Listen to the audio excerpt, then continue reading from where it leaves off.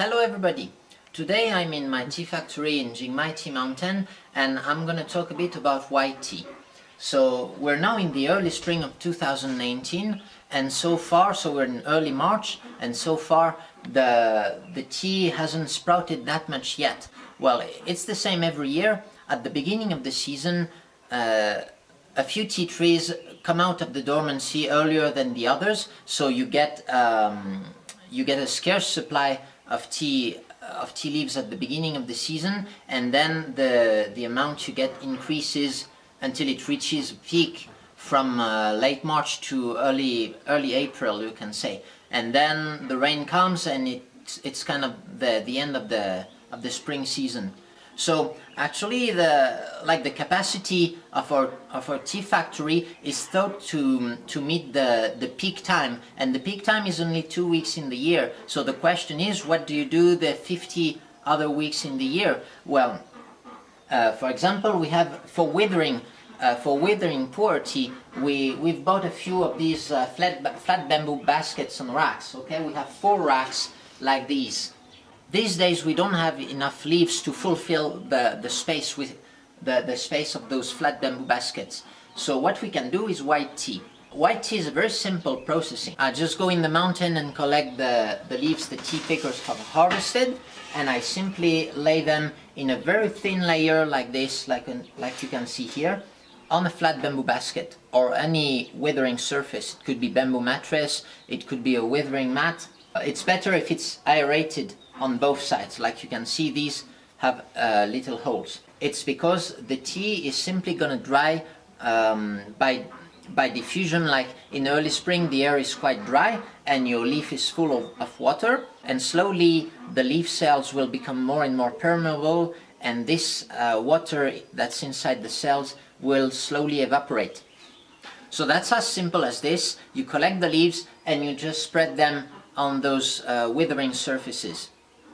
Now in early spring the air is very dry, so this tea will typically be dry in 30 hours or so, a bit more than a day. So what you can do is, on the first day you collect them, you just spread them like this in a very thin layer, and then on the second day you can get back some of those, you can free some space in your factory and put them in a thicker layer. Okay, because when they are almost dry, then you can afford to have a slightly thicker layer. Now the size of the layer, the thickness of the layer you put the leaves in will really determine the degree of oxidation you will achieve. White tea is a half oxidized tea. There is no kilgreen process involved, so it means that the enzymes in the leaves are still active. It means that, well, if your tea dries fast at the beginning, it will be almost like green tea, and it will have a bit the taste of fresh leaves or of a very fresh green tea.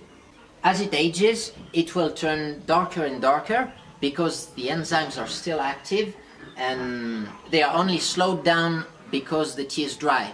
Okay, if the tea is not dry, you will see that your leaves oxidize quickly. So for example, if you re-add water in the leaves after they've been made, for example you press that white tea in cakes, that pressing step will push the oxidation, and the week during which you'll be pressing the cake, after steaming it, you will see that your tea leaves will have turned darker. So now let's have a look at the tea we've made in the last couple of days. So typically in the very early spring you will have a lot of old leaves actually that have grown slowly, like during the winter. So it's a characteristic of the very early flush. You'll get a lot of yellow flakes in the tea.